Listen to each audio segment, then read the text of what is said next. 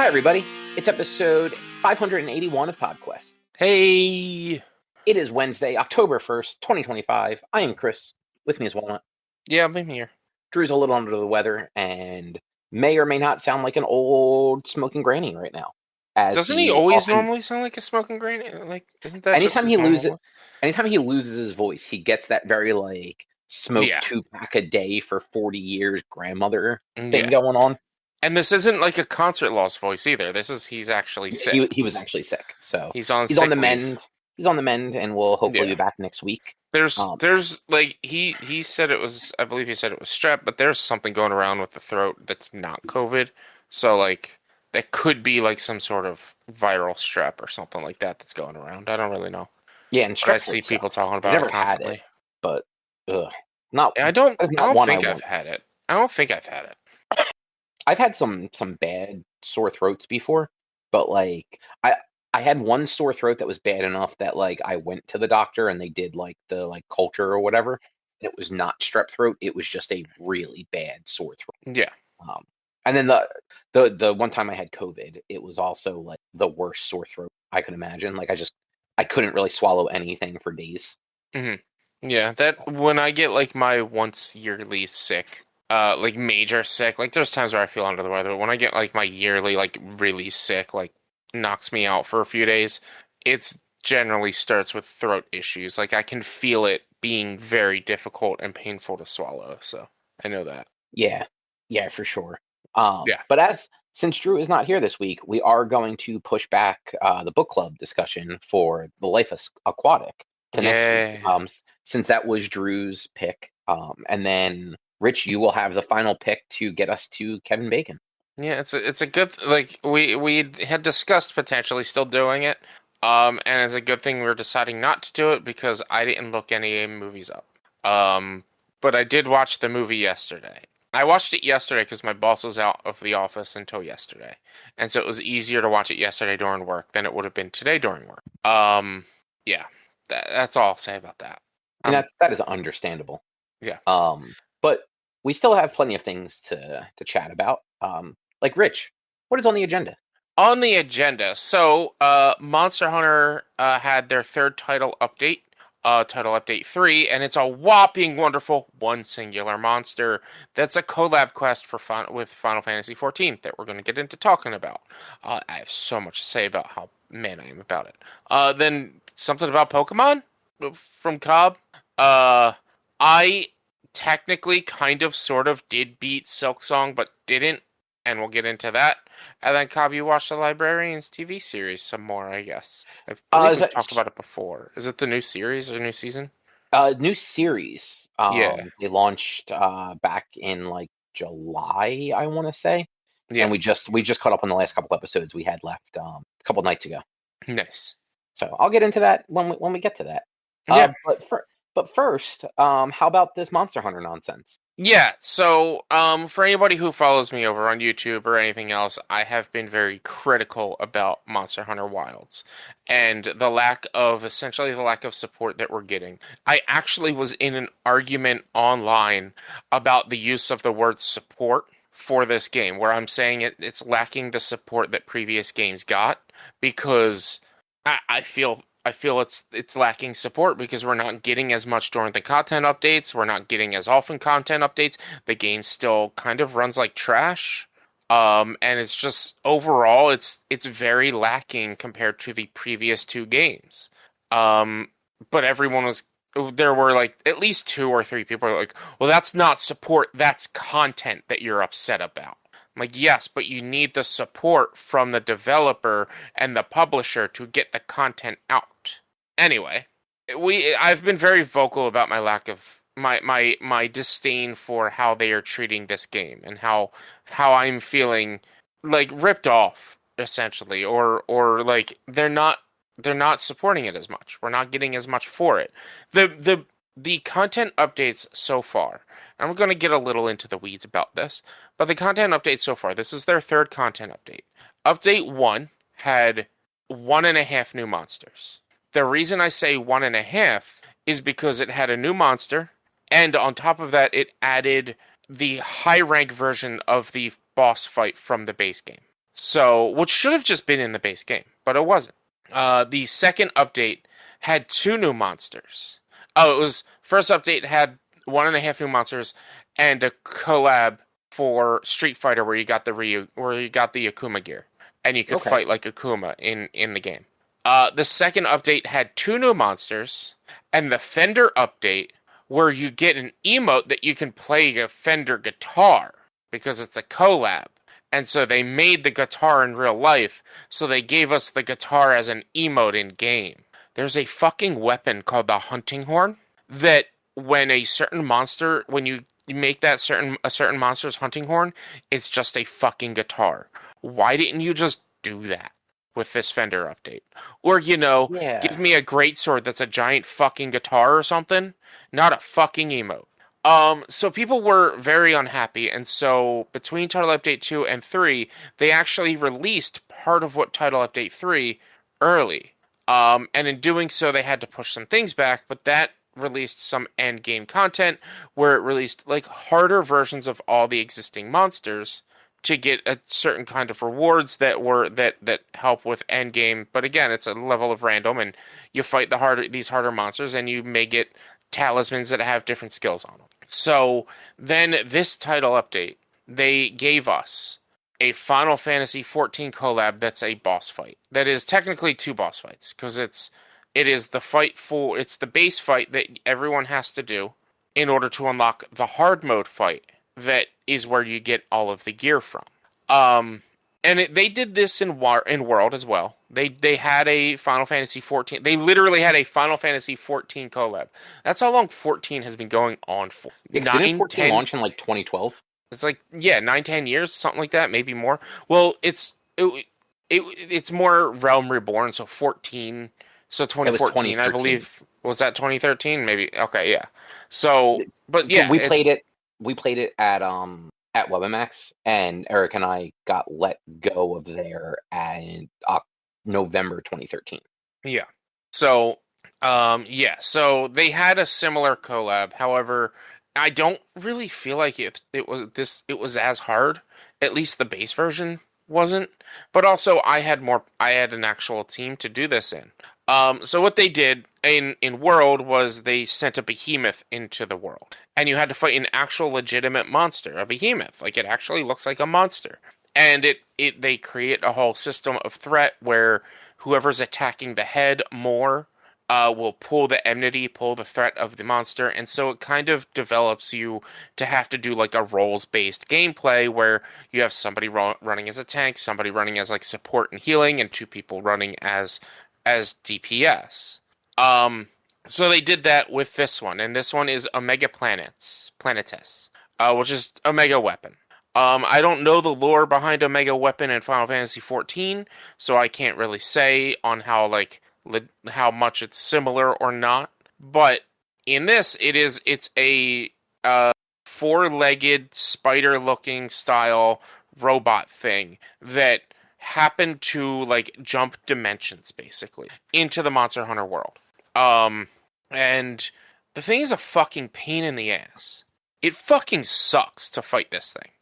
Because again, they're pushing this roles-based platform, and I don't have. You can call in AI players or an AI to help you, or the AI to help you, and they've been updated to be better, and they run certain roles based on the weapons they have, which is nice. But I'm like, all right, well, I'll have AI join me, and then if a player wants to join me, they can jump in. And I've had players jump in most of the fights I've done, and every time no one plays a role. So it's just like They're a free for all. they're all just doing damage. At the meanwhile, I'm loading in with a lance, which has a giant ass fucking shield and a long ass lance. I'm playing the role of tank, but the way this thing fights, if you have threat on you, it's next to impossible to heal. It's next to impossible to have any downtime whatsoever to get that heal on. So I'm sitting here just taking hit after hit, and even though I'm blocking and guarding through it, I'm still not recovering enough health to defend all of the attacks. There's also a move that the thing uses that will cut your health down by 25%. And it's So real and it quick. can hey, hold on, it can stack. So it can cut it down 25% and then 25% on top of that, or like 50% and then 75% or 80% or something like that. Like I had up to 3 debuffs of lowering my total health, and the only way to drop that debuff is to no longer be under enmity of the monster and have a timer countdown, which sucks. There's no other way to heal this debuff. Go ahead. What were you saying? So actually like questions just to make sure I understand. So like obviously this is supposed to be like a dungeon raid sort of battle, right?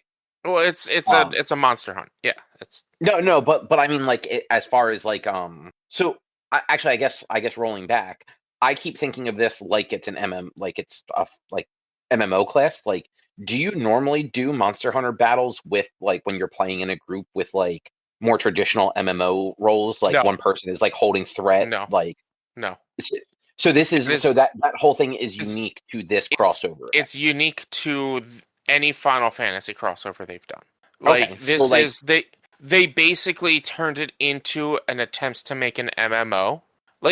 And it is incredibly hard to defeat the monster solo.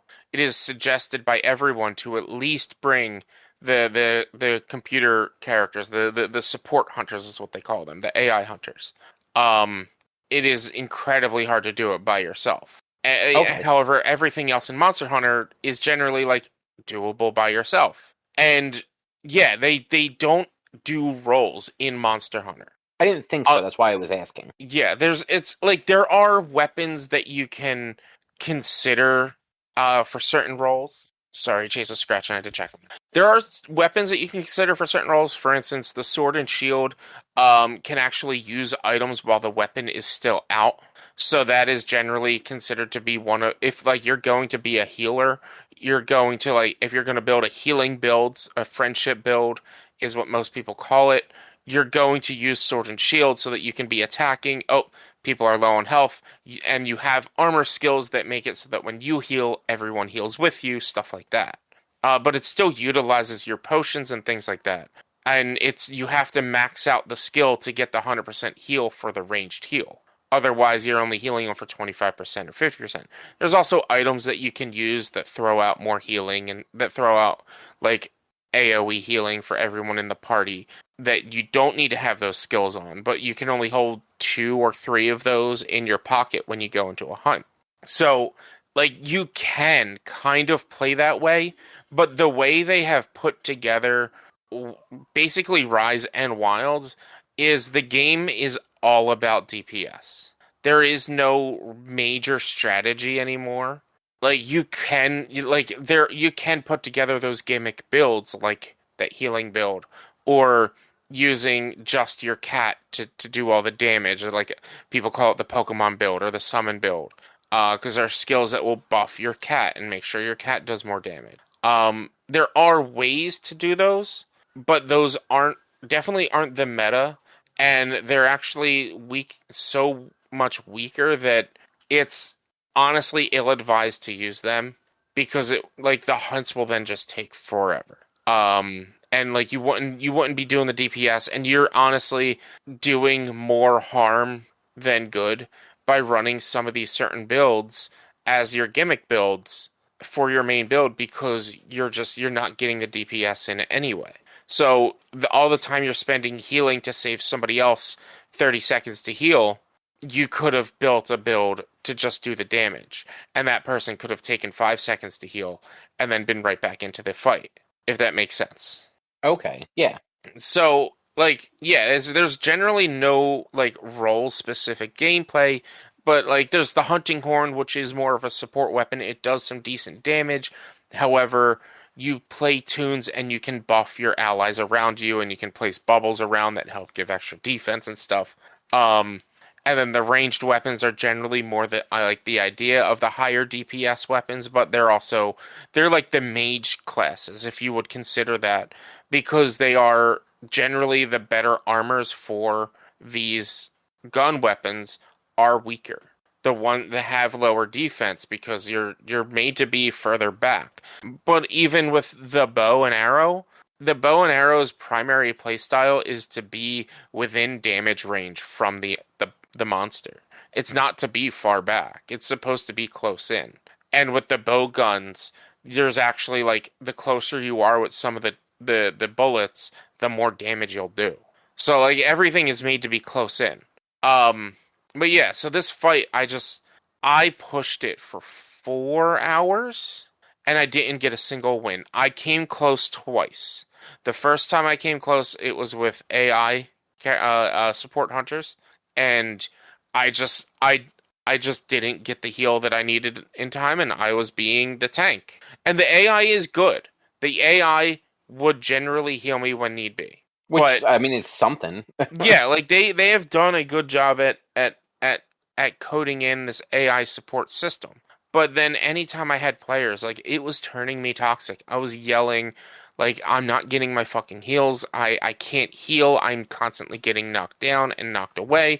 And like I'm using Lance, which Lance is supposed to have the best guard in the game. And some hits are still taking like an eighth of my health away when I'm getting that perfect block. So like that just shows how heavy this thing will hit. And everyone's focusing on attacking the head, which in this fight that's not what you're supposed to do. At most other fights, that's what you do because that's where they take the most damage. It's hitting the head, especially if you can knock them down. But in this fight, the goal is to actually break the legs so that it knocks them over, so that then you get like chance to attack them while they're like stunned basically. But no one's attacking the legs. It's like it's so infuriating, and like I'm hoping that was the first day it was out. I'm hoping when I try it again, maybe people will be better, or people will understand. Like, but I'm so mad about this because this is the only monster we're getting for 3 months. And they'll sit here and they'll say, well, no, the other part of this game of this update was Arc-Tempered New Udra, which is just a harder version of an already released monster. So like that's not an update. That's not like a new monster. That's just a challenge. That's not a big deal. Like the only thing we're getting this round of updates is a gimmick fight that's armor is okay at best. The armor itself has actually a really cool skill that is both great and sucks at the same time. Because what the armor does is it sends out a radius, and it has two colors, red and blue, and it alternates between red and blue every 90 seconds, and the red radius is larger than the blue radius. With the blue radius, if you have player, it only works if you're playing with other hunters. It doesn't work solo. If you have the blue radius out and there are other players in that blue radius, you get an increase to your critical hit chance. Which, if you're playing a melee class and there's at least one other melee user, you're gonna have somebody in your area of effect. It was pretty decent size. The red radius, though, is you need to have no one in that radius, and you get an attack buff for your damage buff. But that range is about twice the size of the blue range. So Okay. like it's a weapon built primarily for ranged users because then you can stay far back and get that buff, but you're also losing the distance buff that you would get or the full damage of the distance. Like it sucks. Like it's not even really worth using. The weapons themselves are fine. They're not as good as the weapons that are currently out there. So like overall the hunt just really doesn't matter unless you want to look cool, which kind of sucks. That It's does not suck. Like that's like a waste. there's no point to it, and it's incredibly difficult, and like you can't get the gear unless you're fighting the Savage hard mode version. So like it makes it even more of a pain because then like you need communication, you need a team to do this. And if you don't have 4 players playing with you and only have 3, the monster still has the same amount of health if you have 1, 2, 3, or 4. Which normally in Monster Hunter it scales. If you have 1 hunter, it has a different amount of health than if you have 4 hunters. It has more health if you have 4, just not by a lot, just by a little bit, but like it scales enough to where it still has a bit of a challenge normally in most hunts. Whereas with this Omega hunt, If you have 3 hunters, it still has the same amount of health as if you have 4, so there's no scaling for it. So if you only have a team of 3, you kind of just gotta hopefully get good because you're also cut down to a 35-minute timer, and it's harder. So like that's gonna suck because I did it with the AI when I almost won the first time. At 29 minutes is when I failed, and it was almost dead at the time. 29 minutes it took me to do, almost a half hour to get this hunt done. And it's not a Wow. quick hunt, it's not an easy hunt, and it's just frustrating and it's disappointing that it's a gimmick and that's all we're getting. We're not getting anything else, and it's just it's kind of bullshit. That I is don't like, yeah, Yeah, it's and like I had to I when I was talking to other people on like Instagram having this argument, I had to explain to them like, look, Monster Hunter World had an in the first 62 days of Monster Hunter World, it got 3 new monsters and it got I think like 10 collab hunts. In the first 62 days, it got 3 new monsters. In the first 62 days of Wilds, we got three new monsters and 1 collab, and that was so it. it really does seem like, like Monster Hunter World was the one that kind of like broke for them. Like Yeah, Monster Hunter was big before that, but like World was the one that kind of put them mainstream. yeah, for sure. And rather than them kind of like amping that up more, they're just kind of like phoning it in, almost from Oh, the sound of it. 100%. 100% because this game is suffering from the same issue Rise was suffering from, was that the game was released incomplete because instead of pushing new content. So when Monster Hunter World was released, it had, for the base game of Monster Hunter World, it had an ending. It had a final hunt. And then after that final hunt, it had an end game gameplay loop. In Rise, we needed to wait for the title updates to get the final hunt of Rise.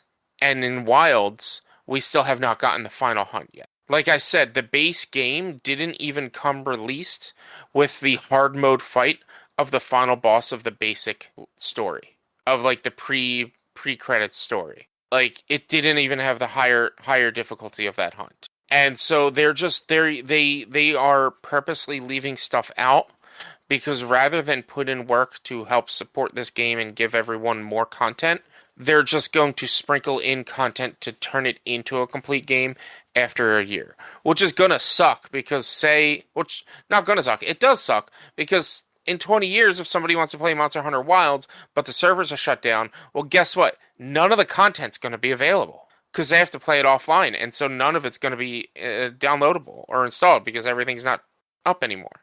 Like it's just a bad way that they're doing this. And like Monster Hunter, it's both equally one of my most anticipated and enjoyed games this year, but also the most disappointing thing that come actually that's a lie. It's not the most disappointing thing to come out this year. There's a lot of disappointment coming out this year, but it is incredibly disappointing with how they're dealing with this release. And it sucks. And the fact that we got like none of the new content monsters are better than the weapons that you make in Endgame. Like, none of them are. None of the weapons we're getting are worth using. Which is like, then what's the point of hunting them? Like, yeah, maybe I can make a cool looking weapon or something, but other than that, like, there's no real utility for a lot of these weapons. The basic, I can't remember what the acronym is, but like, just the overall the overall damage that you would do does not compare to the end game weapons that all look stupid as fuck. And so we had to wait 4 months in order for them to let us put like glamours over our weapons to look like different weapons because everyone was using the same weapon. And Yeah, it sucks. yeah, And like that is stupid. the system they put together had a cool idea because like unfortunately in previous Monster Hunters all skills were linked to your armor. Now all defensive skills are linked to your armor and all offensive skills are linked to your weapon. So like attack up is an offensive skill, so you can either gem that into your weapon or you need a weapon that has attack up, which in my opinion, it's really stupid to have attack up on a weapon. Why not just give it more attack and give it a better fucking skill? I'm not going to make a weapon that has attack up on it because you could have just made it a stronger weapon Or and maybe made it more you could just useful. play a better game, Rich. I mean, here's the thing. If you check Steam charts right now, Monster Hunter Wilds has 16,000 players. Monster Hunter World has 7,500 players. Monster Hunter World has half the amount of players that Wilds has, and Wilds has only been out for a year. And it's also What? only been a year, and they only have 16,000 players. Wait, Now, has it really this been a was... full year already? No, not even. It's not even been a year yet. Because it was like February, right? February 28th. It was the last day of February. Let's now you know what the recent the So 24 hour now the 24-hour peak has changed because of the update. 107,000 people were playing in the last 24 hours. But currently in the last 35 minutes, only 35,000 people are playing. As of the 28th or on the 27th, peaked at 31,000. Like this was before the update, and then when the update, it grew to 120,000. Okay. But like, if you give me a 1 month basis, the last month averaged roughly, I would say about 14,000 tops. Like for a game that's barely a year old, that all-time peak on Steam charts had 1.1 million players, barely a year old to drop down to 15,000 players. Like there was a report that came out a few months ago that games like Monster Hunter Rise, Monster Hunter World, even Resident Evil 2 and 4 remake, 2, 3, and 4 remakes, all had an increase in player base because of Wilds. Wilds came out, and some of those games had a much larger increase of player base than Wilds was even holding on to at those times. It's insane. Yeah, that's like it's a bummer that game is just not doing. It's Not not doing its performing thing. it's not performing the way it should be, and it's a bummer. So I just looked up Monster Hunter World Steam charts. In the last 3 months, in the 24-hour peak, it's peaked at 19,000 players. It's peaked in the last 3 months at 24,000 players. Outside of the update, what did I say? Wilds peaked at about 15,000 players. Yeah. 20,000 players? 22? Yeah, 28 is the highest I'm seeing right now. 28,000. But World is peaking at 23,000, 22,000 in the same time frame. World is getting the same number of players as Wilds is. And World is 8 years old. That's how bad this game is going. Like, it's just... And the thing is, like, World is poorly optimized as well on PC. I can't do much more than play World on PC. Like I can play World and I can stream it, but I can't really do much else on my PC when I'm playing World. And it's the same with Wilds. And it's just like it's such a letdown. It's so frustrating. And like this collab, I don't like it.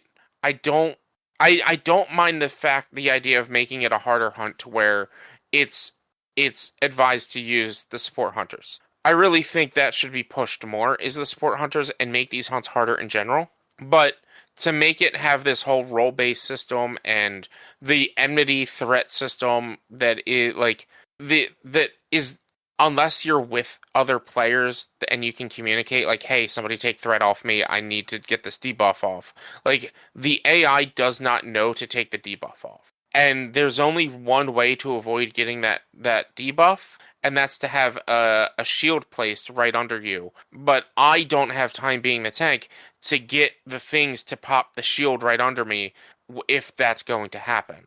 Because in the time that it would take me to put my weapon away and pop the shield down, the attack will be used already. So it's just like, I need other people to be like, hey, I need the shield. Like, you need communication. And the AI, as good as it could be, isn't going to be that good. It's insane. It doesn't sound great. I'm going to be honest. No, I'm incredibly disappointed. And it's overall frustrating. I'm guessing Steam charts is relatively. Oh no, World wasn't released onto PC until 2020. That's why. Oh no, Oh, wait. no, never mind. It wasn't. That is July 2018. Never mind. It wasn't PC launched right away, was it? I thought it wasn't. No, It wasn't. no, it wasn't. It came out in 2017 or 2018, and then it launched at Yeah, so it least was a full year 2017. later. Because Because I'm you looking played at. it on PlayStation Yeah, for I a did. year, Well, and I then moved to also PC with everybody else. no, I played it on PlayStation until last year. I Oh, I didn't thought you play it. moved to PC sooner than that. No, no, I didn't get it on PC until last year. Oh, I thought Um, you did it when the Ice expansion no, came out. no, I didn't have a PC that could play the game when Iceborne came out. My Oh, PC wow. was at the time that came out. My PC was upwards of 10 years old, if not more. Okay. I made the PC in 2012ish, so yeah, that was Right, about right. Yeah. almost 10 years old or so at the time. My PC wouldn't have been able to handle World. Um, and like my PC now can barely handle World, so I know my PC then wouldn't have been able to handle World. Right, right. But yeah, I'll have honestly, my vlog on Saturday is going to be this. Going to be about this update, and my complaint about it. And like, yeah, the next update is 3 months from now. Between now and then, we get the Arc Tempered New Udra, which again is just a harder version of an already existing monster. And then we get the Halloween Festival. And then in December is when we get the next update, which is again going to be one single monster, and it's going to be like the first really, really like legitimate big legitimate monster from the Monster Hunter world, and it's a returning monster from Monster Hunter 4 that I don't really have a lot of like nostalgia for because I didn't really play 4 as much. And I'm just like, all right, I'm not. It's not that I don't care, but it's going to be a hunt that's not going to be worthwhile because they're also going to reestablish and a better end game loop and better end game content, and they're going to make the weapons that everyone is already using stronger by being able to upgrade them more. However, that's then going to take away the use of other weapons. And these weapons, like my biggest problem is every weapon in the game has a skill, but these weapons you make don't. They just have slots that you can gem in skills for. So it's like, all right, well, it would be nice to have like skills on these weapons to make them a little bit more utility. But no, I don't know. It's what they're doing with this is very disappointing, and like they hopefully my biggest complaint is we're getting a lot of promotional material for Monster Hunter Stories 3 that comes out in like a couple months. Where I'm seeing a lot of promotional material for Monster Hunter Outlanders, which is the thing that they sent to Tencent to make for their mobile game. It just feels like they're wiping their hands of Monster Hunter Wilds. They're like, all right, well, there's nothing we can do with Wilds until we get the expansion out, which will come winter next year. And it's like, well, you're just thrown in the towel. That sucks. That sucks. I shouldn't keep playing this game, but I honestly, it is with all my complaints, it is one of my favorite playstyles of a Monster Hunter game. It's the way the hunts happen, or the way the things they added, the quality of life changes they added, just make the game better. But it's just everything else about it just sucks. Which is a bummer, because, like, I know you're a big fan of the show. Yeah. But Um, anyway, what's this about Pokemon you want to talk about? so I started playing Pokemon Omega Ruby. Okay. I've had it for actually a long time, but just never actually played it. So these are I want to say like 2015 re-releases of Ruby and Sapphire. It was Omega Ruby and Alpha Sapphire. Yeah. They are the X and Y generation, I believe. 2014 is when they came out. And I do believe Generation 6. Yeah, it was X and Y.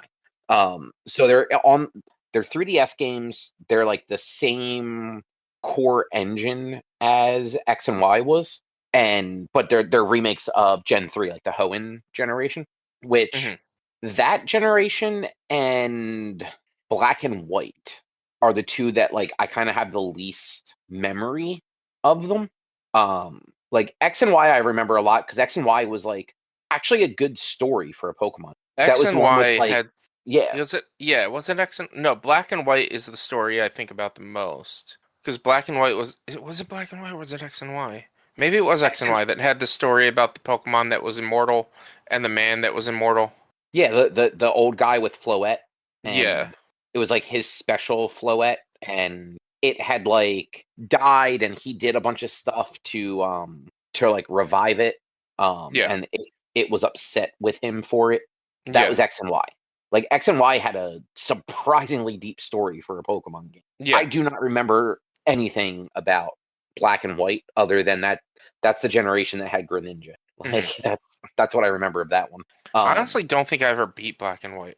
I don't remember and that. then and because that was the second DS generation. Because you had Diamond and Pearl was the first DS generation, Black and Black and White 2 were the second, and then Hmm. X and Y and Sun and Moon were the 3DS gens.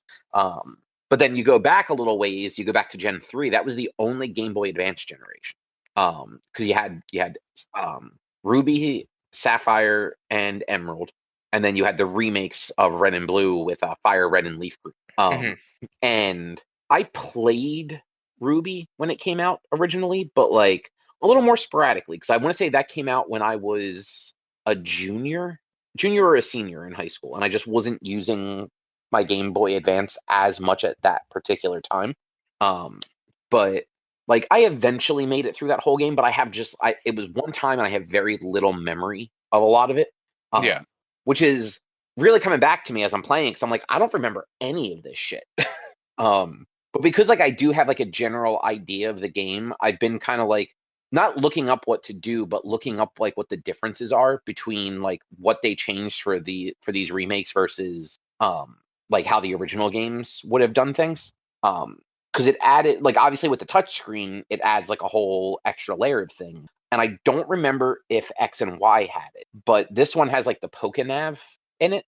And so that's like it gives you like the map on your bottom screen if you want it, but it also has this Pokemon catching feature where anytime you're like out in a place where you can catch wild Pokemon, if you have the Pokenav thing active on your on the touch screen, it will show you like a little like picture of the general area you're in. And it's more just like a representation of what the area is, whether it's like a forest or like a regular like grassy area or like water, desert, beach, what have you. And it'll show you as you catch Pokemon, the Pokemon pop up on that screen. And then when you get all of them, it puts a little crown in the corner, so you know you've caught all the possible Pokemon in that area.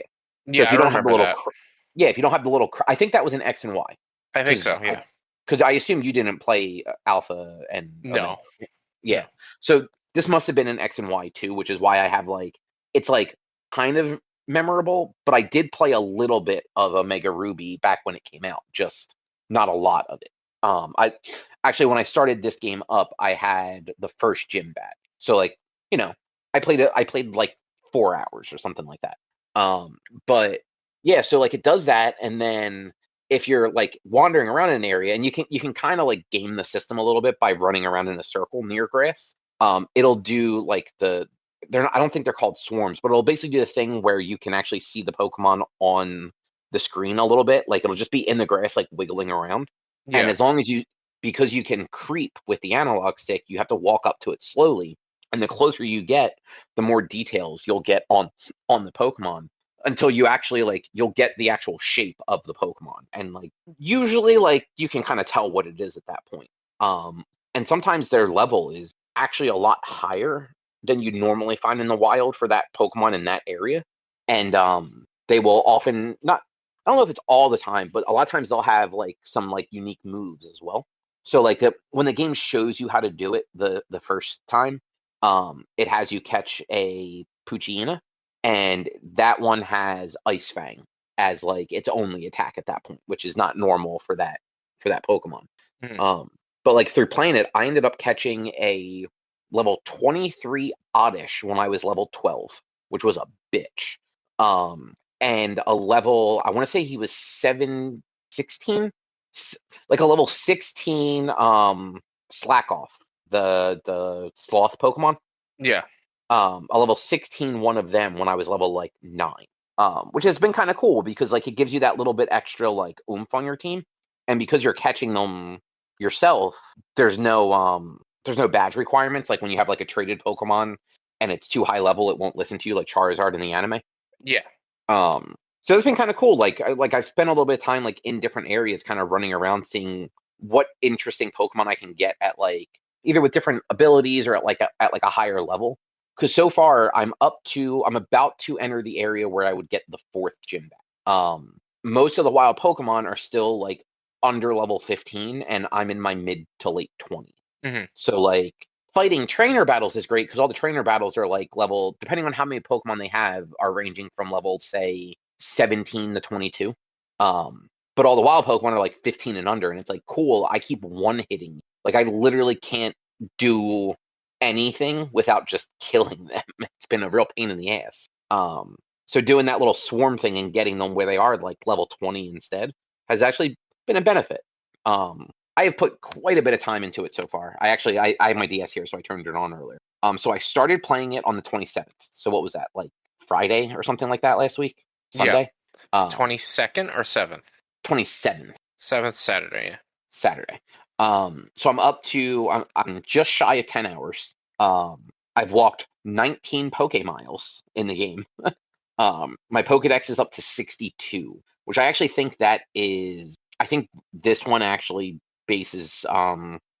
yeah, so I have seen 62, I have caught 35.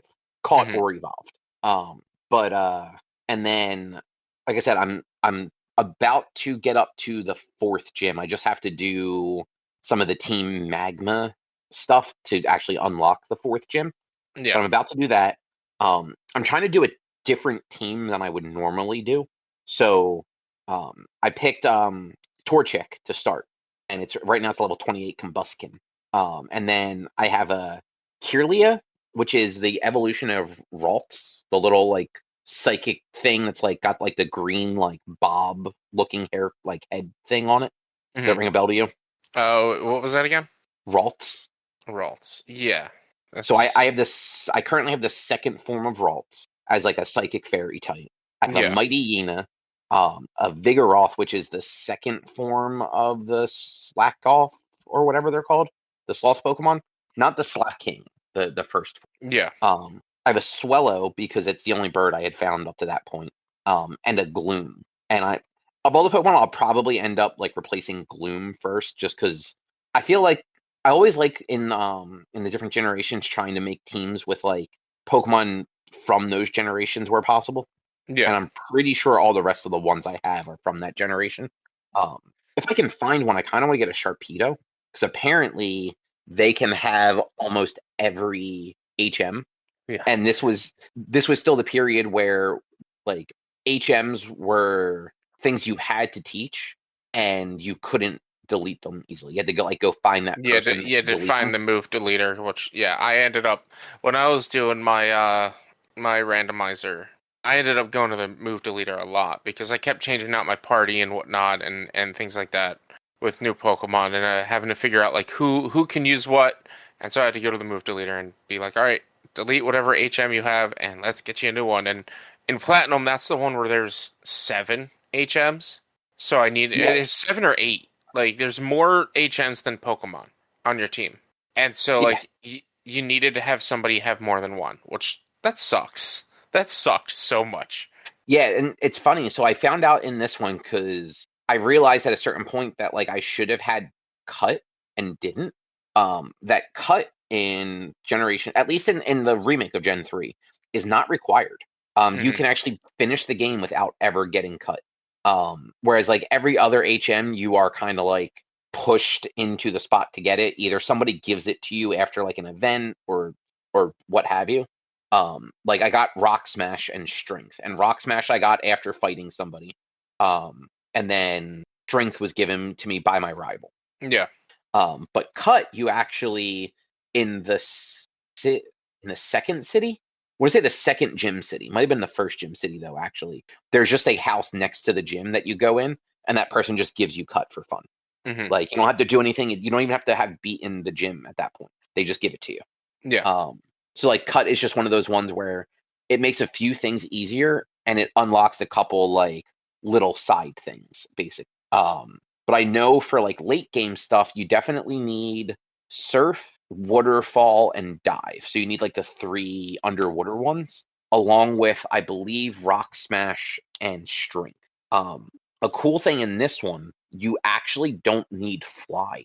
Well, I should rephrase that. At a certain point in the game, you no longer need fly as a like move. Um, so they added like basically flying mounts into this version of Pokemon, kind of like you had in Arceus, where you could like get the bird and actually fly around the map. They Yeah. did that in this, where there's an item you get late game, and that item basically lets you summon one of the Latios or Latias, and you ride them, and it's free flying. So like you can just fly them around Owen. And it does like a different view of the map and all. It's supposed to be like leveraging like the 3D stuff because this was still early 3DS era, really. Yeah. But yeah, I thought that was kind of cool when I saw that. Is like there's this like actual free flying mode in this game, which we didn't see again until Arceus, and I don't think you could do that. No, they didn't have that in Violet or Sword and Shield. Like that was unique to Arceus. All the cool shit was unique to Arceus, is what I'm realizing. Yeah, because Arceus had more of the whole like you're riding on the Pokemon for everything. I mean, technically, theoretically, you could even say that like there's not even a free flying mode in Arceus because it's gliding more so than flying. Um, True, but you at least have free control of it. yeah, Um, this like the version in this is a little bit different because you are on one of the Lati pair, and like they're yeah, basically just jet Pokemon. yeah. So they actually just fly of whatever weird Pokemon magic that they use to fly.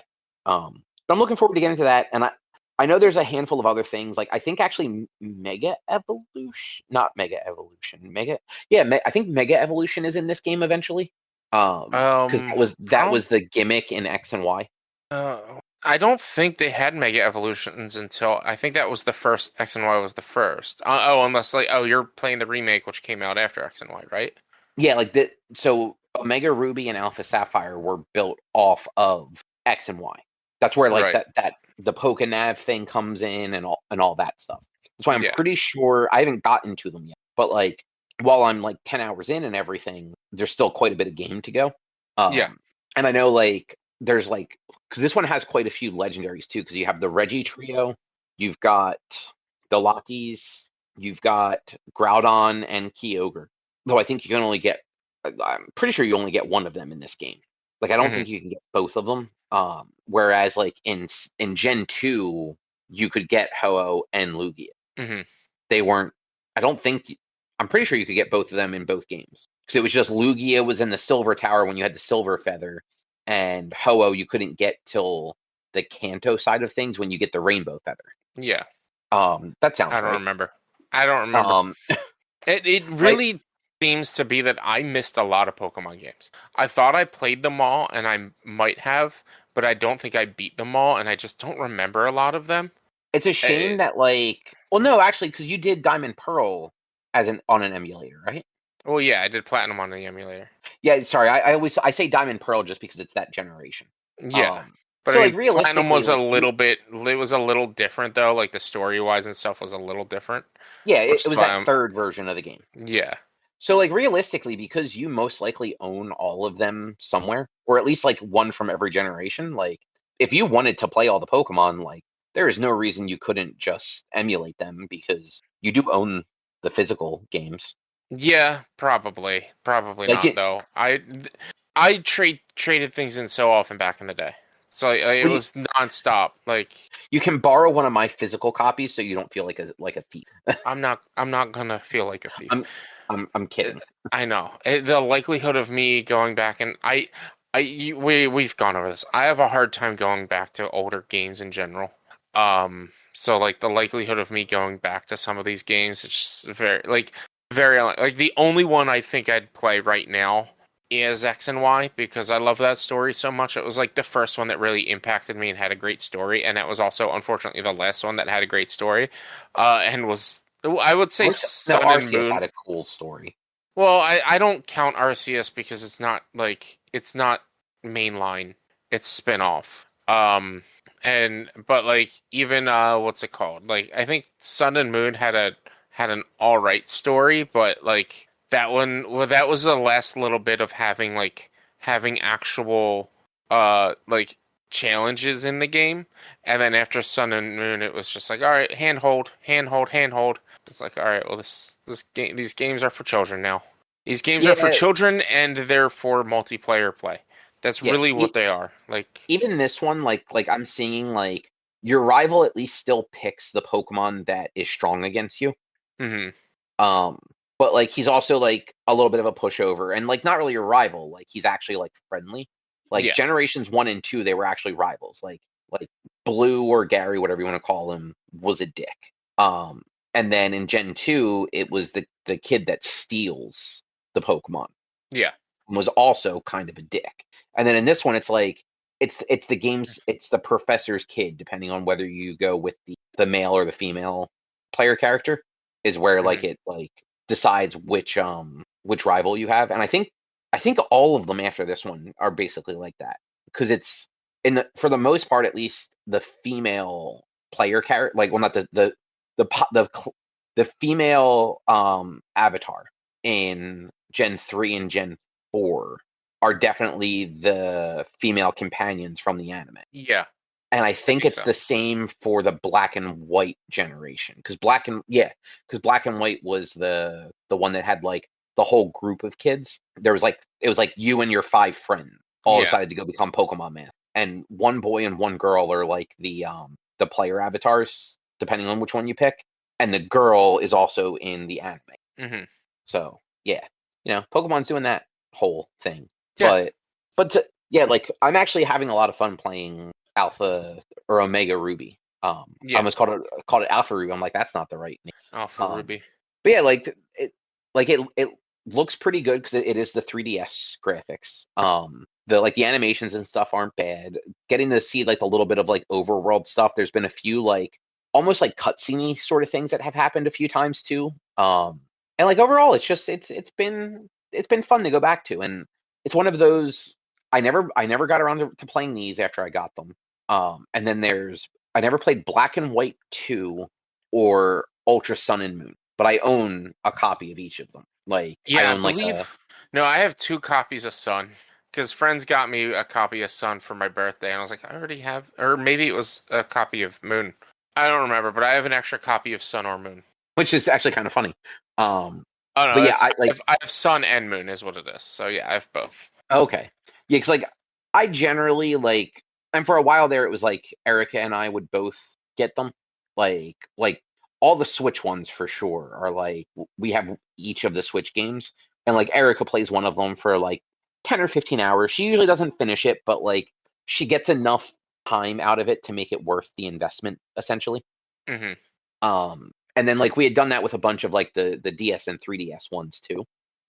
So I generally have at least one copy of each game from a generation, whether it's like the core game or like well, I guess I should say I generally have the core game and whatever the like extra release was. Yeah.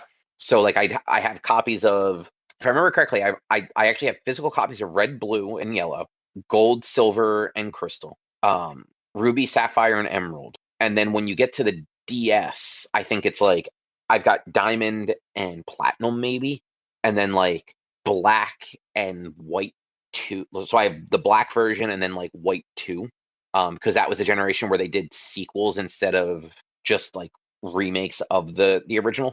hmm And then X and Y was just X and Y. They canceled Z Yeah. before it released. So I have one. I want to say I have, actually we might have both of those. So I think Erica had one and I had the other. Um, I and then wonder I what have, Z would have been. yeah, because like it will. So that was the Zygarde Pokemon, the like weird like collect all of his little pieces. That was going to be like the version exclusive for it. They hmm carried that task over into Sun and Moon. Remember, you had that like cube to collect all the little green pieces from around like the world. Yeah. That was actually that was supposed to be like a quest in Z that they just moved into Sun and Moon. Yeah.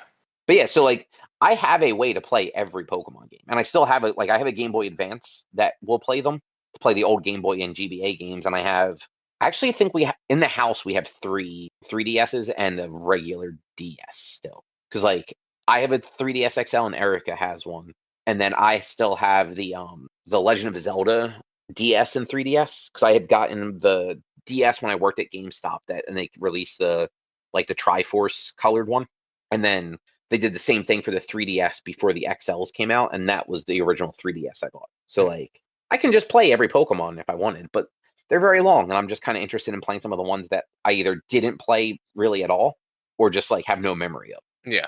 So like after this, I might go over to like Black and White 2, and then maybe I'll do Ultra Sun and Moon after that. And Just just take a I'll probably never finish Violet or Scarlet, whichever one was Scarlet at this point, because I just have no interest in it. I don't blame you. I don't blame you. It was a slog to get through, to be honest. It like did It's you sorry, did you guys. not did you like never beat the game at all, or did you just not do the post credit stuff? I never fully completed the game. I'm on like the final quest for everything. Like I'm Or literally like I'm collecting all of the stuff you need to go into Area X or whatever it was called.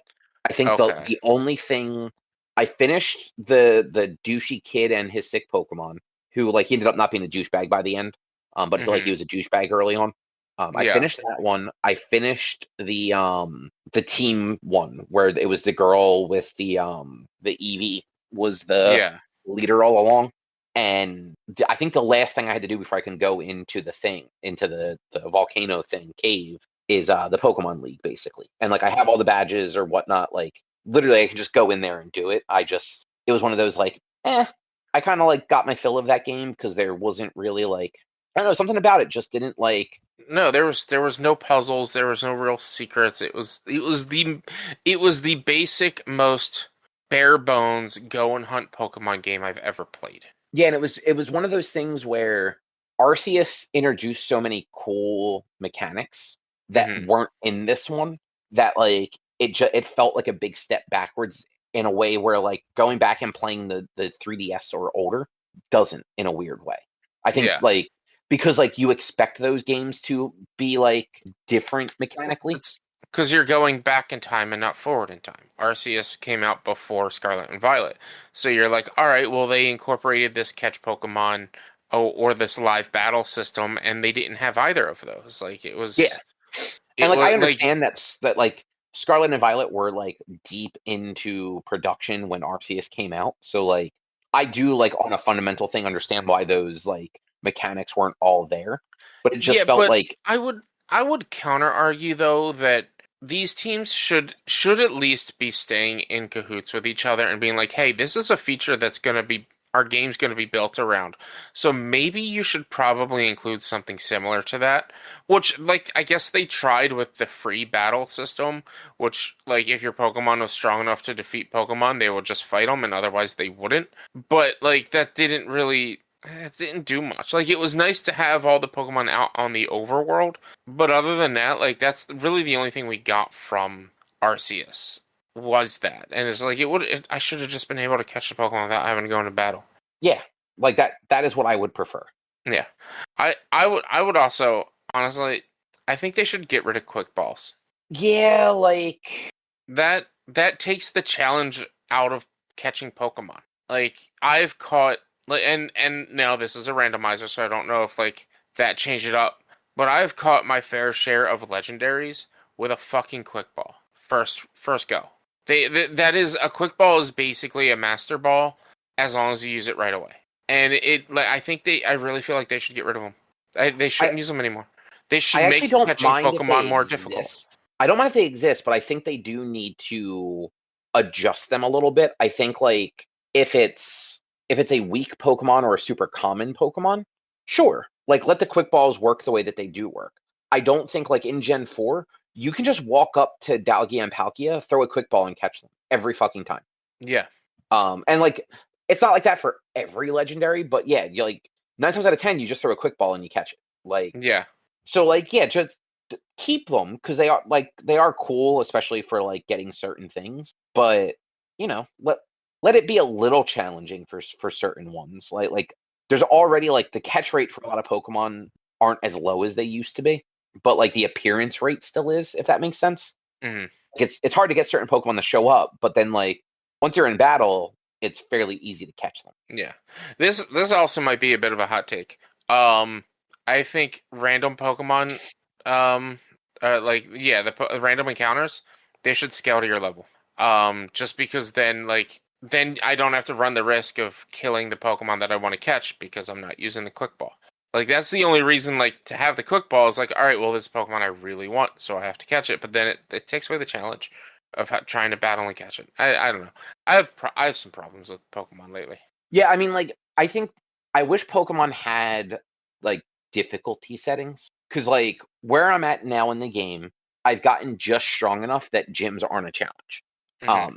My biggest challenge is actually keeping certain Pokemon alive that I want to level up because they're kind of squishy. Like the Kirlia, the Ralts evolution, super Yeah, squishy. Fucking just goes down so easy. yeah. So like that's been like the challenge so far is like keeping that in a battle to get it to level up. But even like in this one, they and again, I don't remember if this was in Gen 3 for real, if it's new to this one. But I got XP share an hour into the game. Hmm. So like almost That right away you get the all your Pokemon get XP. and that's the one feature that they've added to every Pokemon, like the experience share. Like it's not even an item anymore now. It's just straight up you share your experience, which is like both a quality of life change, but also not because like the EV training just doesn't really it does like there's still EV training and that that even though your Pokemon are keeping up to the same level, you're not actually like making them stronger by not battling them. And it's just like I don't know. It makes it so that you generally don't have to change your Pokemon that as often, which kind of sucks. If you have one low level Pokemon that you're trying to level up, so they're the team lead, but everyone else is also getting experience, so they're all still leveling up, and so it takes longer for you to level up your lower Pokemon to the same level as the rest of them. It sucks.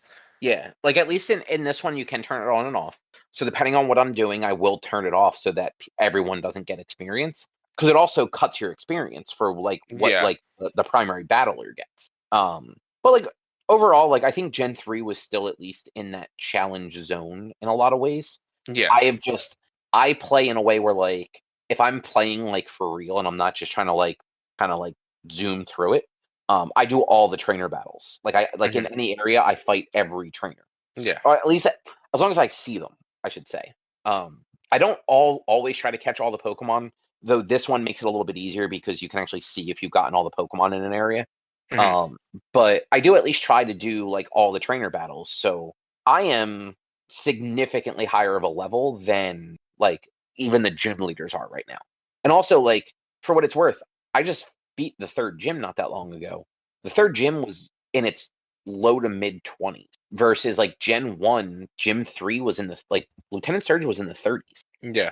Like Misty's Staryu and Starmie were like level 18 and 21 or something like that. Yeah, that's something I've noticed from playing Platinum and modern games in general. Like the I used to do level scaling 5 levels per gym, and that used to keep me just up for it. In Platinum, 5 levels per gym actually ended up being a little too weak. But then in recent games, yeah, 5 levels per gym, that's making you too strong. Yeah, It's it at like least it can't at that least Gen 1 it was almost 10 levels per gym for the first few. Cuz yeah. Brock was around level 10 to 13, Misty was right around 20, Surge was around 30. I want to say Erica was closer to 40. Maybe not quite. No, yeah, probably close to 40 at that point cuz that's actually there's a pretty big gap between the third and fourth gym cuz you have to go back up to Cerulean through the Rock Tunnel, through Lavender Town, and then through the two routes on either side of Saffron City to get to Celadon City. Mhm. I remember that game really well. Yeah. But then, like even in Gen 2, like you do all of the so you have all 8 Gen 2 gyms, and then you have the Kanto gyms, and then at the end you actually get you go into Mount Silver and you fight the red and blue generation protagonist, and all of his Pokemon I think are level like or something like that. Like they're all Yeah. very strong. Yes. And I want to say in these games, it's like the Pokemon League is level like 45. It's like cool. The champion is level 50. Yeah. And like meanwhile, you have a bunch of Pokemon that don't even evolve until level 55 or 60. Yeah. But either way, I'm having a good time with it. I might slow down a little bit because I actually want to pick up the Evil East Chronicles, the Final Fantasy Tactics re-release that just came out. Yeah, Um, but I might wait until I at least finish up Ruby before I buy that. makes We'll sense. see. Fi We'll see how I'm Finish what feeling you're over the next playing couple before days. play something else. More or less, yeah.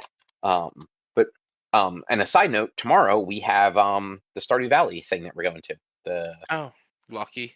the orchestra thing. Yeah. So that should be fun. But Rich, would you like to talk about Silk Song for a final Ye time? yeah, this is basically my finale. Even though I still have the final boss to defeat, I'm not gonna. There's not really much more else I can say about the game except I freaking love it. Because also, technically, I did kind of already beat the game twice. Uh, so the way this game works is, when you get to the end of chapter 2 and you fight the boss at the end of chapter 2, if you have not done a specific side quest, then you just you defeat the boss and it absorbs Hornet and you then become like the Weave Mind, basically, or the Weave Mother, and the game's over. And the credits roll. If you do that specific side quest, they're like, hey, we need you to do this thing. And when you fight the final boss, you do that thing instead of being absorbed. And it a whole bunch of calamity and chaos ensues, and the credits roll again.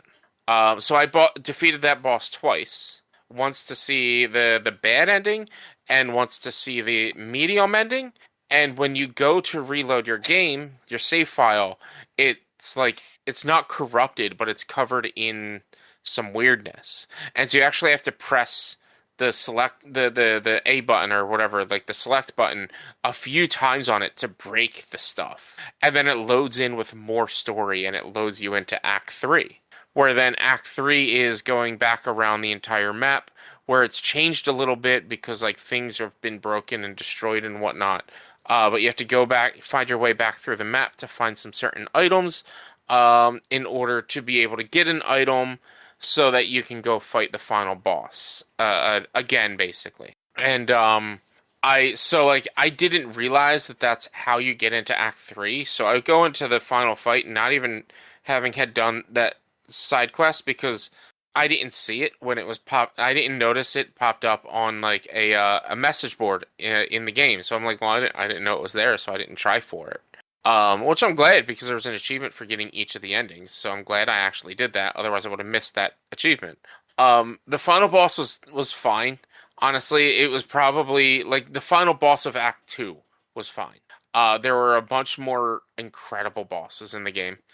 There's a lot of like difficult parkour style um, uh, uh, platforming in the game that Team Cherry is known for.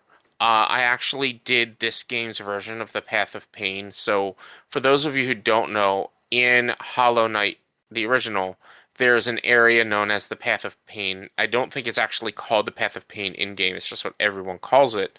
Where it's just a long form parkour style like platforming section that has no save breaks. So if you die completely, you have to restart it all.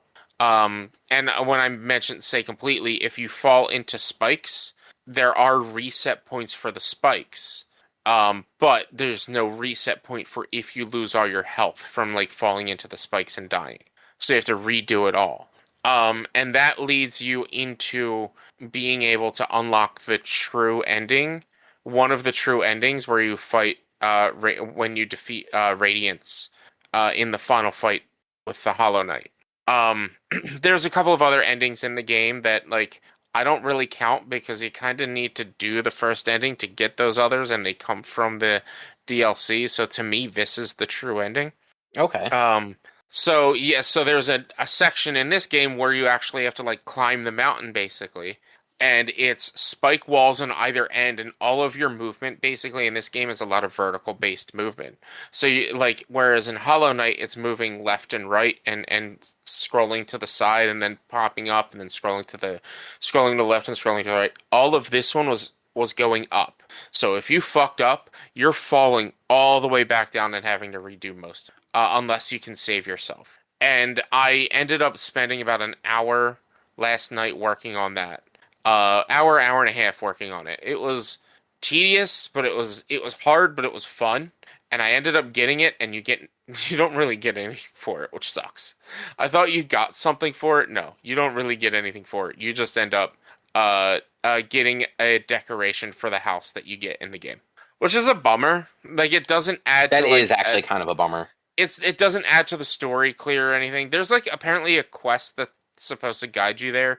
I knew it was there, so that's why I went to it. Um, so I don't really know how you're actually supposed to know about this. And that's kind of my only issue with like games like this and some of these games is like to get some of these items for the final chapter, final act, I don't know how I'm supposed to know where to go to get these things. They give you a general idea based on the map, but like both of the locations, I wouldn't have known to go in that route or in that way had I seen it like or had I not like looked it up. I don't know how I'm supposed to find out to go there.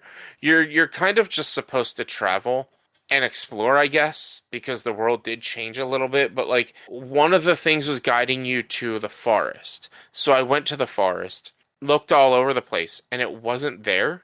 So I ended up having to look it up, and it's in the forest, but it's an area connected to a different area that goes into the forest, but is disconnected from the forest. So the map is part of the forest biome, but it's not part of the forest biome on your map. It's really weird. And so like it was confusing, and I wouldn't have known to do that unless I looked it up. And the other one is the same thing. Like it's like it says they say to look for it in the forest, and I go to look for it, and I can't find it in the forest. I can't find a way to get up to it. And then it's like, oh, this was a whole different area that I had to get to. It was weird, and like I don't know how I'm supposed to know to do that stuff without having a guide. I'm sure maybe there's NPCs to talk to or something, but I looked it up because I was like, I don't have time to like I have all the time in the world to play the game, but like I don't have time to like actually read this stuff and look it up and find it. I'm just gonna do it. Um, but there are just some incredible boss fights. I gush about some of these boss fights, and there's also like some parkour, some parkour platforming challenges that are just really fun and really pain in the ass. I do want to highlight one that I made a short about today. One of the boss fights, and it's one that like a lot of people know about that are fans of the game, but I don't really know how much press this is getting, and not really press, but how much outside of fans of the game and fans of the Hollow Knight world are hearing about this or know about this. But last night I ended up getting to fight one of the bosses named Seth the Guardian Seth. And it was a wonderful fight. But you think to yourself, like, Seth is such a weird name for, like, a character in Hollow Knight. You have characters named Hornet and Khan the Crust King, Crustacean, stuff like that. And then you have Seth, the Temple Guardian or whatever, or the Gate Guardian. Seth was actually somebody's fan-made OC that they had drawn up. And unfortunately, they were about 16 years old when they passed away with cancer. Their wish with the Make-A-Wish was to meet everybody at Team Cherry. So he did. He got to meet Team Cherry, and he showed Oh, that's them cool. his OC. And to honor him, they put him in the game. Oh, that's cool of them. And like it is like you meet him and he's like, I have to protect the temple. You can't get past unless you defeat me because I need to make sure you're worthy of getting past. And you talk to him, and the music that plays is like somber and sad. And like it really, like, knowing the story of Seth, it hits even more. But like it is a really, like, you feel sad doing this fight. They did such a good job with that fight. It was such an interesting and fun fight, and it was like so nice for that to see that they put the time, because unfortunately Seth was not able to play any form of the game.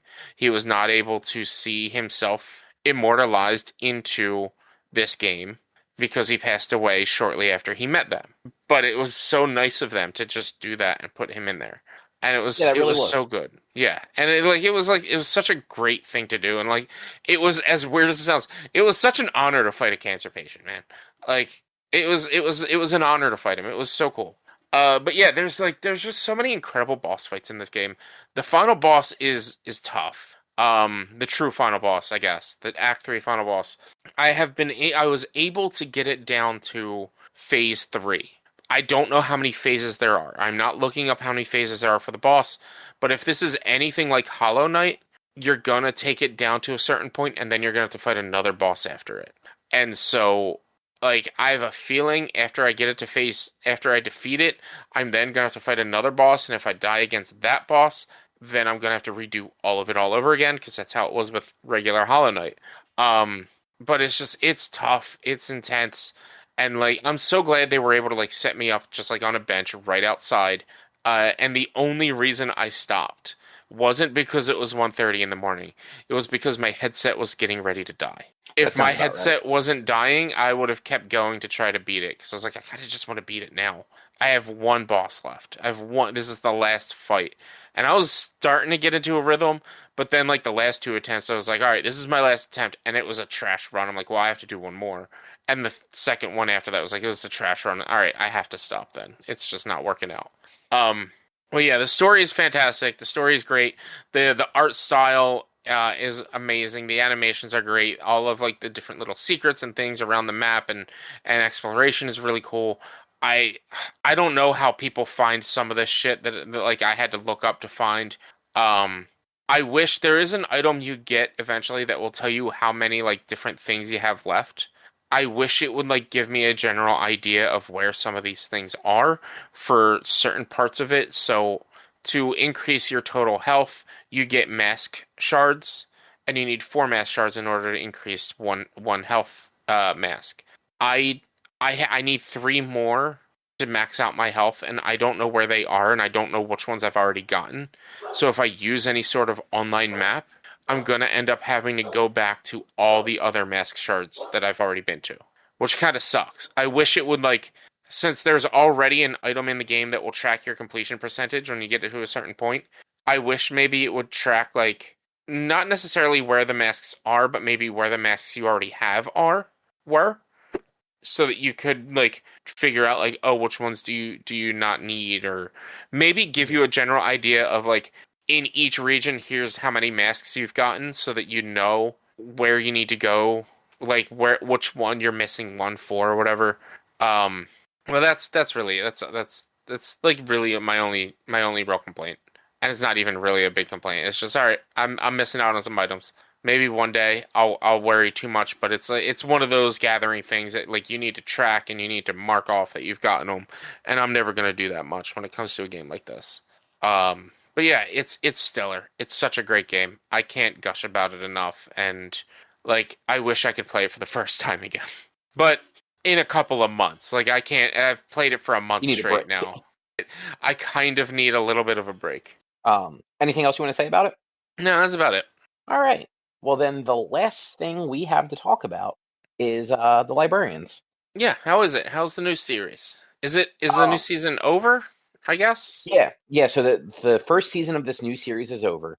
Um, so for anyone that's not familiar, the Librarian was a trilogy of made-for-TV movies back in like the mid 2000s on TNT, starring Noah Hmm. Weil of ER fame. Yeah. um, as the titular librarian, where he works for basically a magic library, where it's kind of Indiana Jonesy, where like he's out there trying to like find these like mythical artifacts and bring them back to the library for like safekeeping from like bad people. Hmm.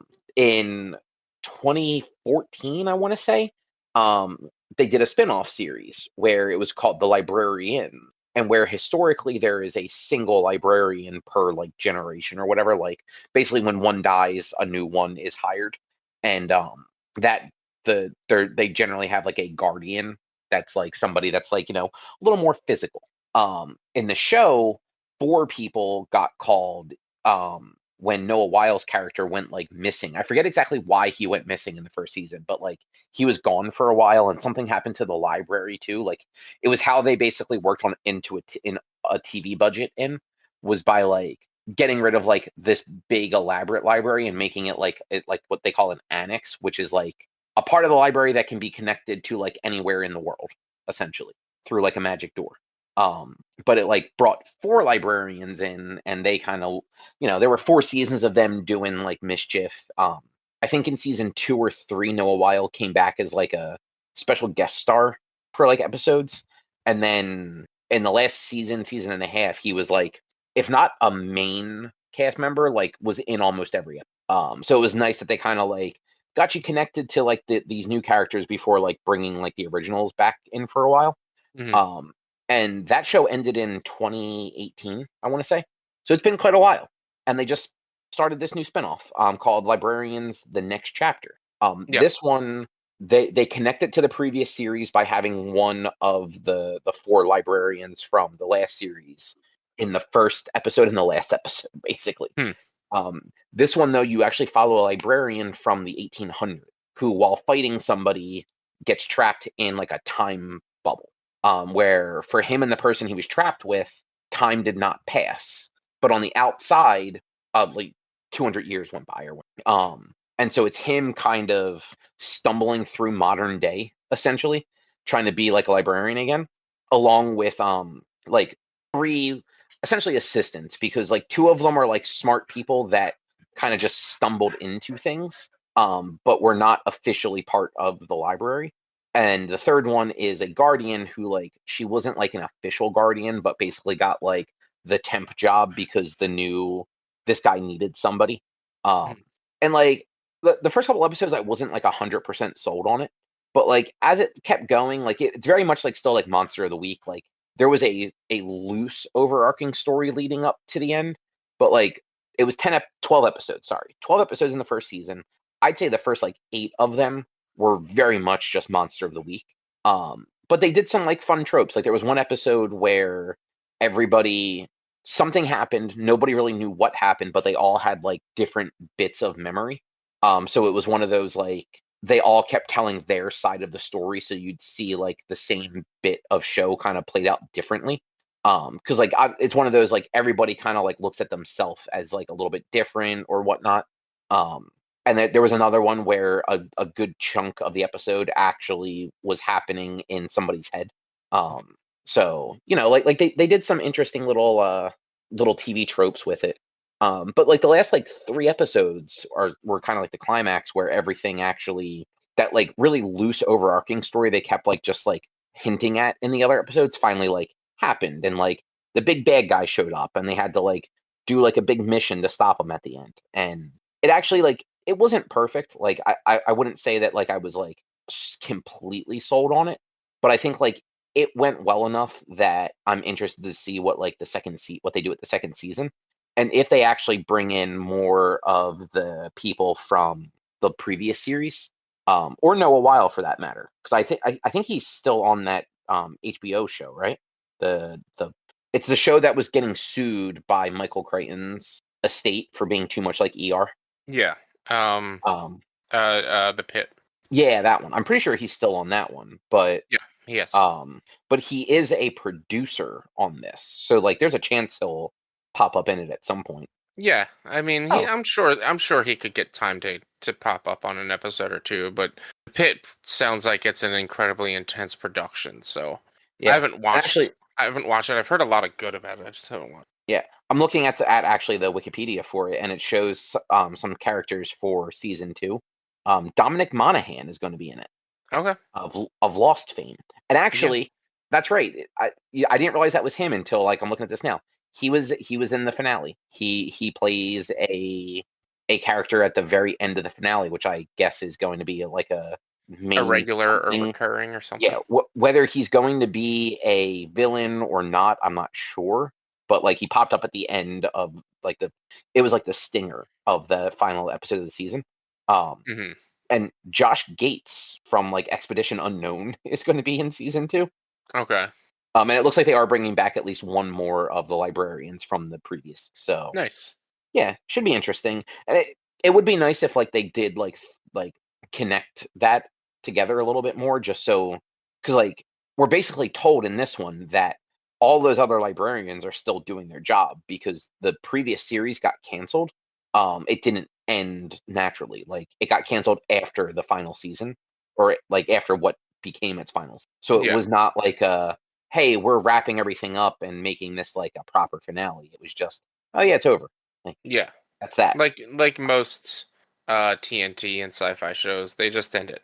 Yeah, like Resident Alien, I think actually just did that because I saw it got canceled, but like the fourth season aired before it got canceled. So Yeah, they couldn't re-film anything, or they yeah, couldn't and film anything to give it a finale. unlike that show Mythic Quest on Apple TV that did go back and replace its final episode with like a different ending to wrap it up. Oh, that's cool. I like Yeah, that they did that. I would assume maybe they had something in their contract that said like, "Hey, let us go do this so that we can get a true finale or something." yeah, Yeah, that's like Kim's Convenience ended up getting canceled. I mean, not really canceled, but the finale wasn't a finale. It mostly got technically canceled because the original writer of the screenplay that the show is based off of, who was also like one of the lead writers of the show, would not give the rights up for anybody else to write the show. So they were oh, just like, "All right, we're done. It's ran its course." And everyone on the show was like, "Well, we want to keep doing it. We love this show. It's a great show." But they were afraid, and probably rightfully so, but they were afraid because Eun's show is Korean, and the show is about a Korean immigrant family, or two immigrants and their children in Canada. I'm sure they were afraid of basically writer whitewashing, basically, and not using like yeah, actual Korean experiences, Korean Canadian experiences, but like fucking Shang-Chi, uh Simulio. Simu Liu, who I believe is Korean, he was like, I want to write some episodes. I want to direct some episodes, and they wouldn't let me. And like even the dad who was the ranger in The Mandalorian, like he's also Oh yeah, Korean. And like I'm sure he would have written some episodes, and like they could have gotten a full Korean writing team to work on this, but the writer was like, nope, we're not doing it. I'm done. It's ran its course, and it's like, well, this is like it's such a letdown of a finale. yeah, and like there's been a bunch of shows that, over the last few years, like on actual like network television, that have at least been given like proper like finales. Like they might not get like a full season, but they're given like a 6 episode season or something like that. This way, like they can at least end anything that was there and have like a proper send off, Yeah, which but is in like something. in this instance, like In's show knew that they were going to be stopping, and the finale they wrote was like the weakest fucking ending to a family drama comedy show that I've ever seen in my life. Yeah, It and that is it a was bummer. it like the whole, honestly, in my opinion, the whole final season wasn't the best. They had so many missed storylines and so many like storylines that they hinted at or teased at in the previous season that just didn't play out in the next season. And obviously they had a plan to keep going with more episodes, and they just didn't. And it sucks. Yeah, stuff like that is always a bummer. Yeah. But to circle back around, the new Librarian series is actually pretty good. Um, Nice. worth checking out. And I think that will probably be an episode. Yeah, that seems like a show. Well, if you would like to find more of our content, you can head over to www.one-quest.com. You can also help us out by supporting us at patreon.com/onequest. If you can't support us there with your dollars, you can go to your favorite podcast platforms: Apple Podcasts, YouTube, Spotify. Rate us, review us, subscribe to us. All of it helps. You can also find us on social media: facebook.com/onequestonline or at one_quest on Instagram and Twitter. And our blue sky is at one-quest.com. Our YouTube channel is youtube.com/onequestvideo. You can always send emails to social@one-quest.com. And Rich, what does your streaming look like? Twitch.tv/B_walnuts for video game streamings, Monday, Tuesdays, Thursdays, and Sundays. It is October, so it's spooky month. I am doing The Evil Within 1 and 2, and depending on how long that takes will determine whether or not I also decide to do Ghostwire Tokyo, which Ghostwire Tokyo isn't full horror, but it has some horror themes, which is why I'm like, you know what? That'll be nice to do. Like two kind of older games and one kind of newer game. But if it goes to the later parts of the month and I'm still in Evil Within, then once I finish Evil Within 2, we'll probably just jump right into Expedition 33. So that's what we're Nice. doing this month. So just come hang out on my streams. Cool. And with that, we will be back next week with something else to talk about. Thanks for listening. Bye. See yous.